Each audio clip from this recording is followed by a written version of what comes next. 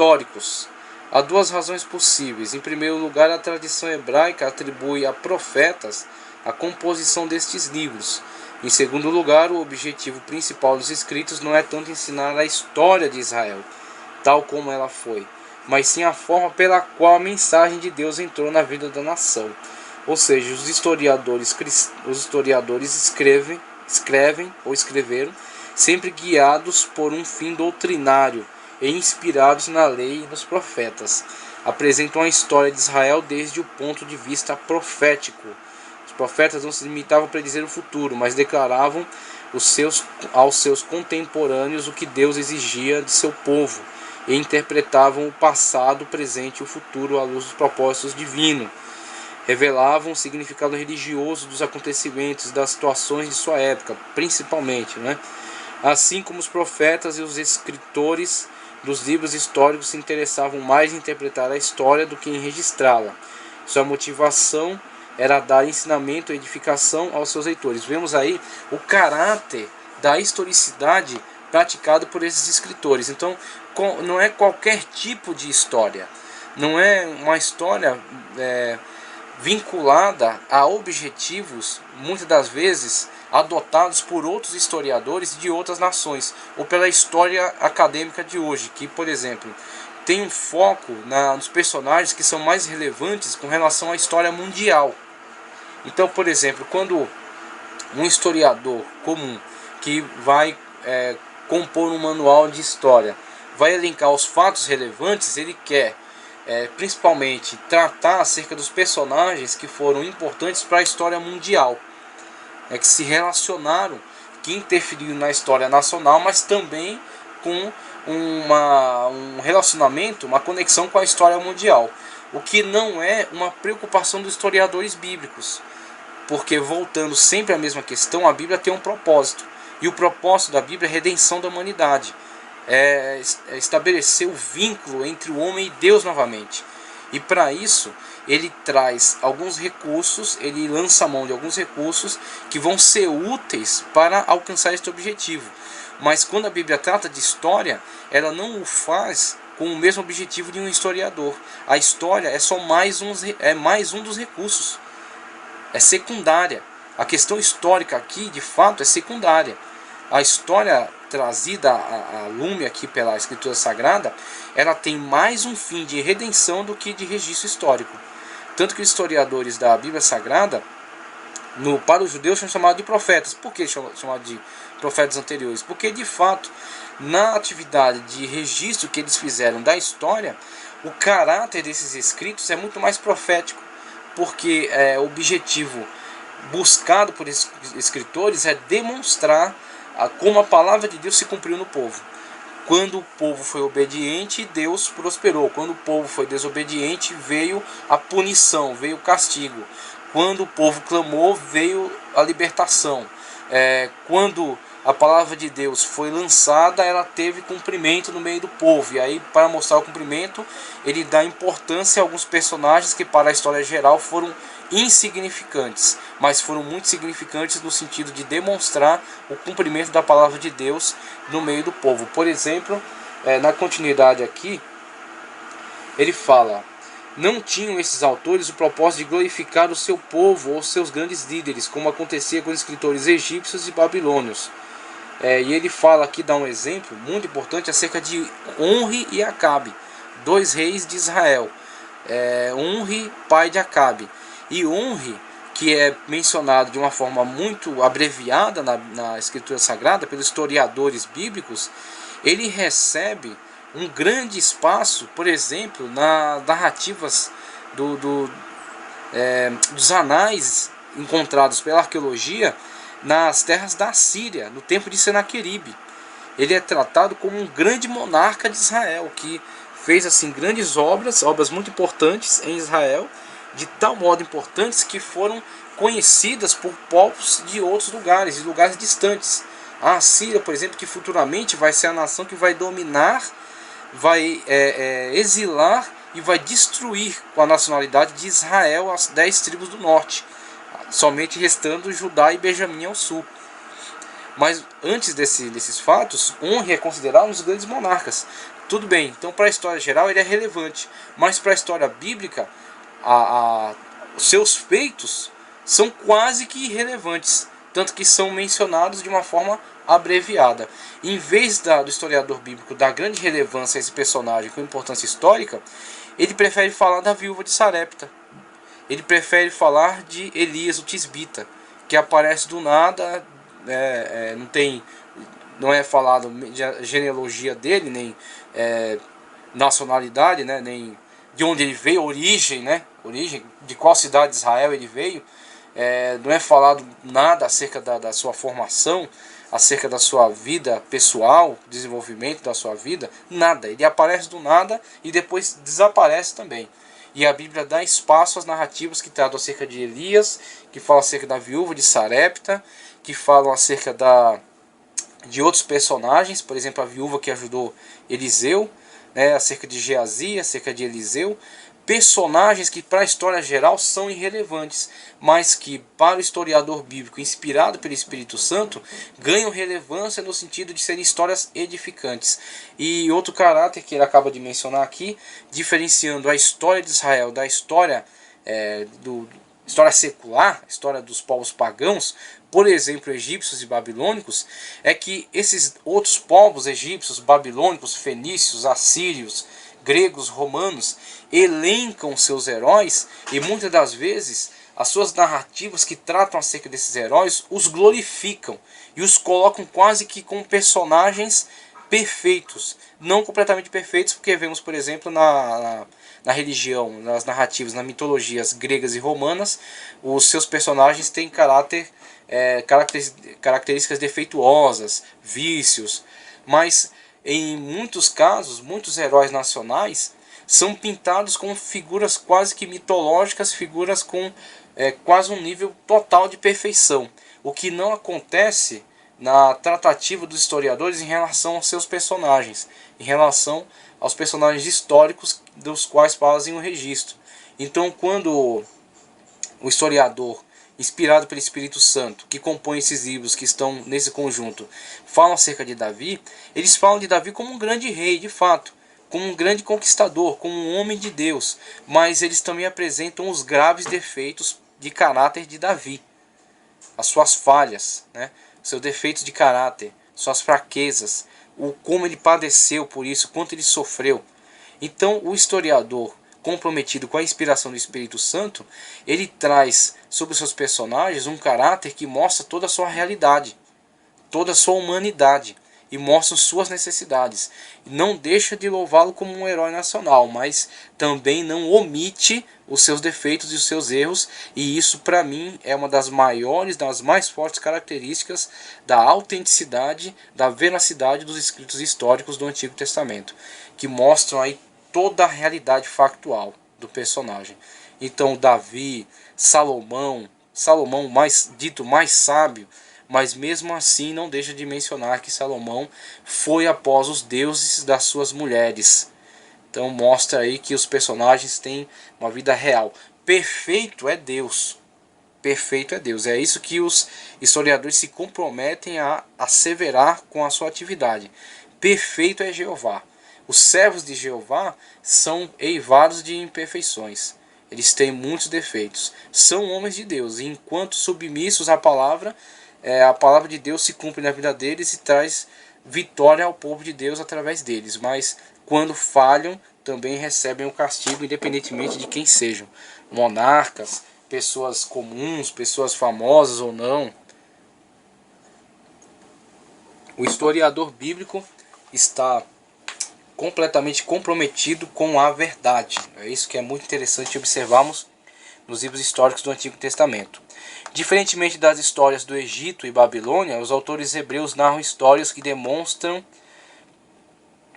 o cumprimento da palavra de Deus. Então esse é o principal objetivo, não é simplesmente registro, fazer registro de histórias, mas principalmente demonstrar por meio da história o cumprimento da palavra de Deus.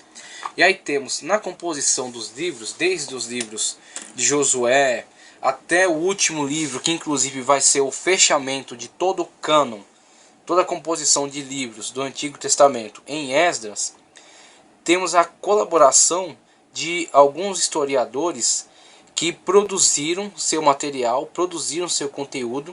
Esse conteúdo ficou disponível e quando do retorno do cativeiro houve a grande organização da Tanakh como um livro fechado, um cânon fechado, esses escritos forneceram o subsídio para que os cronistas, os escribas, pudessem organizar, inspirados, dirigidos pelo Espírito Santo, organizar todo o cânon do Antigo Testamento e o fechamento dele com o último profeta, Malaquias, que profetizou já na época de 400 a.C. Então, voltando um pouquinho aqui, temos aqui, como já mencionei, esses primeiros, o que é chamado profetas anteriores na Tanakh, aqui também são os primeiros historiadores e os historiadores antes do exílio da Babilônia.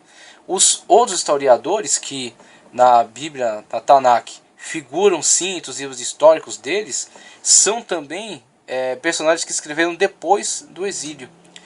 E esse material aqui é principalmente responsabilidade de Esdras, um dos maiores personagens aí pós-exílico, um sacerdote, um grande sábio, um escriba, e que, conforme a tradição, é responsável pela organização que foi dada a toda a Tanakh.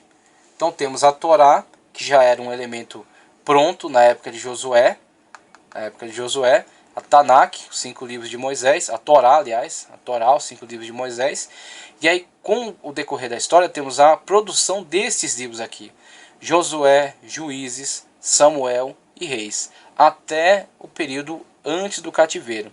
Então, quando eu vou falar ali daqueles subsídios de livros, de historiadores que produziram material que ficou disponível, temos que entender o seguinte: a Torá estava pronta, os 5 livros de Moisés. Estes livros foram sendo compostos ao longo da história. Nós vamos ver os períodos de uma forma bem clara mais adiante. Esses livros foram sendo compostos ao longo da história. Chegada esta época aqui, temos a época do cativeiro babilônico.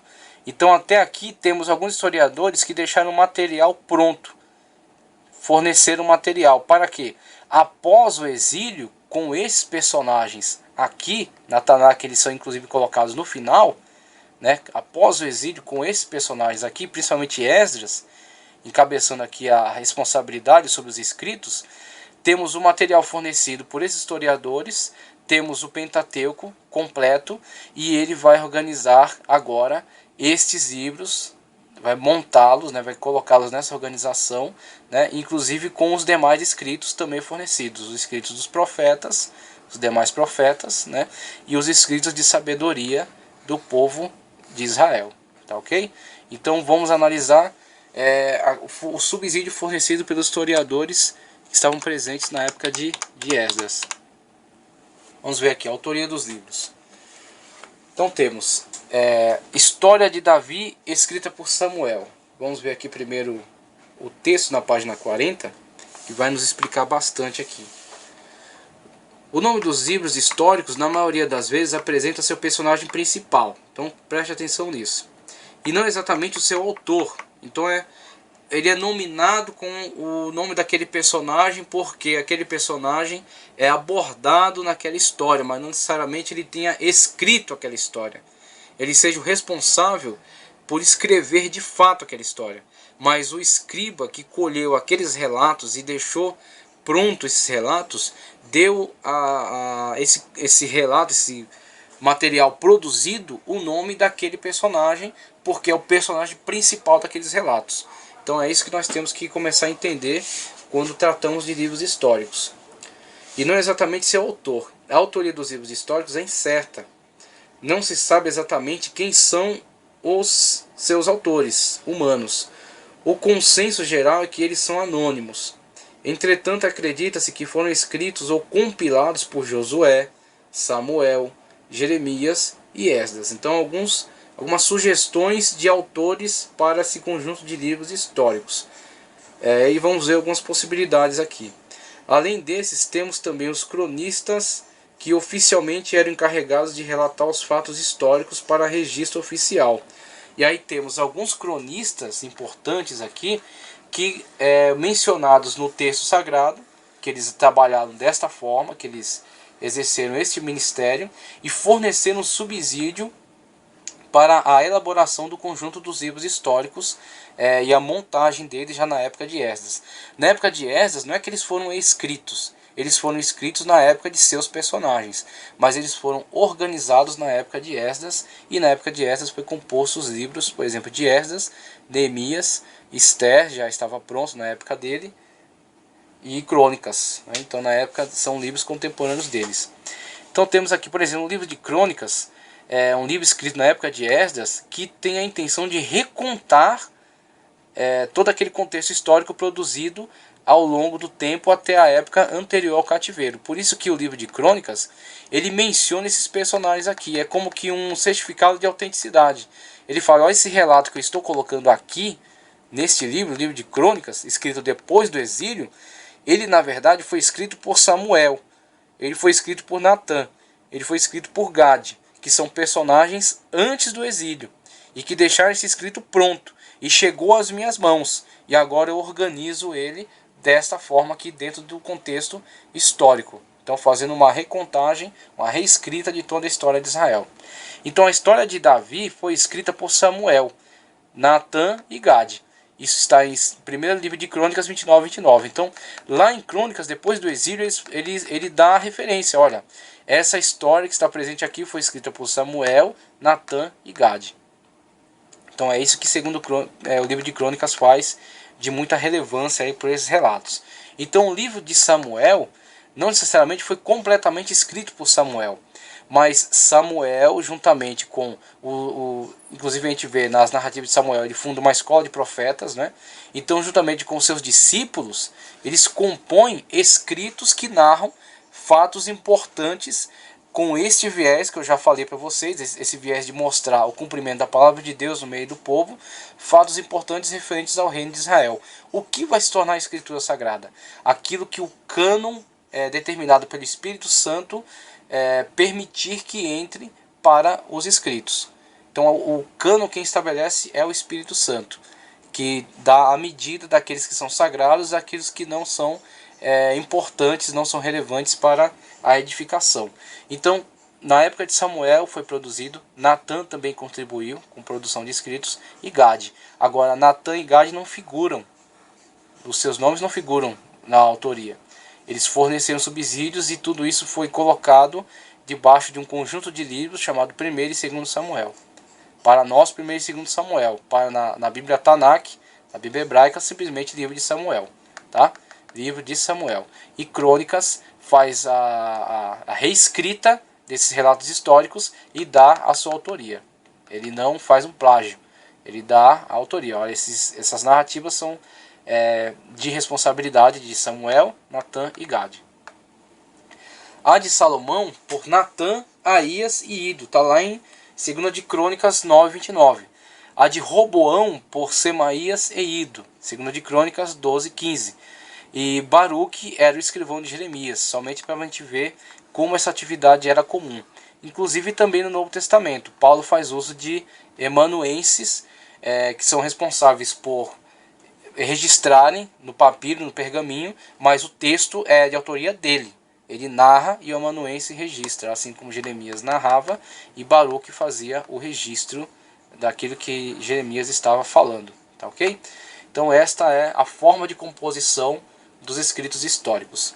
Alguns registros históricos foram usados como base para a composição dos canônicos. Então alguns registros que não entraram para o cânon porque no seu conteúdo geral não tinha um objetivo traçado pelo Espírito Santo em relação ao cânon, que é a redenção, então contavam narrativas históricas. E por mais fiéis que tenham sido à história, não estavam alinhados com o objetivo canônico do Espírito Santo, que era a redenção. Então o Espírito Santo não tem o objetivo de contar a história, de fazer registro histórico. Ele tem o objetivo sim de que aqueles livros que entrem para o cânon falem acerca da redenção, sejam relevantes em relação à redenção do homem, ao seu encontro com Deus, né? Então temos esse versículo de exemplo aí, ó. E o sol se deteve e a lua parou, até que o povo se vingou de seus inimigos. E aí a referência. Isso não está escrito no livro de Jasher?